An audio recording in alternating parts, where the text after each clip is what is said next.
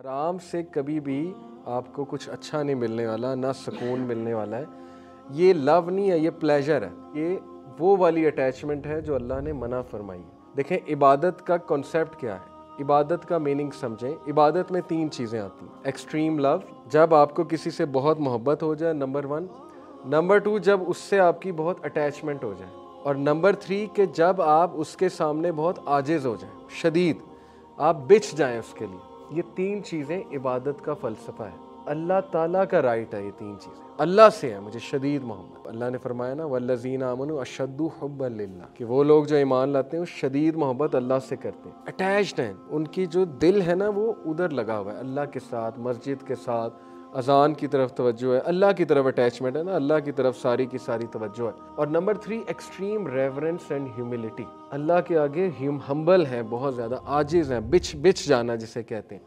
ये 3 चीज़ें जब एक इंसान से आप करते हैं तो आप उसकी इबादत कर रहे हैं। ये हमारी यूथ को समझ नहीं आती, खुसूसन हमारी जो ख़वातीन है, अल्लाह माफ़ करे, वो बिछ जाती हैं एक बंदे के लिए।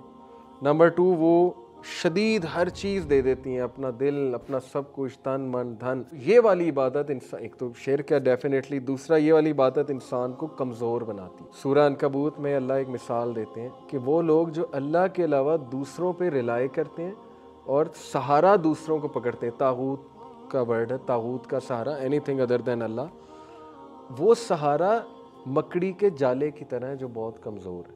और अल्लाह ने कहा कि verily the frailest of homes is that of spider, सबसे कमज़ोर घराना मकड़ी का है, हर लिहाज से, सोशली भी।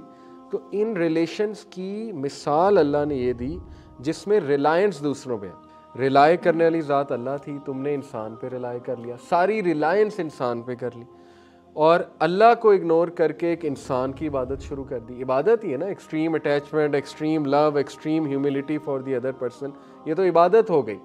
तो इस्लाम तो आया इसलिए था कि इंसानों की इबादत से निकाल के तुम्हें रब की इबादत कराए, और वही असल आज़ादी है, वही असल फ्रीडम है।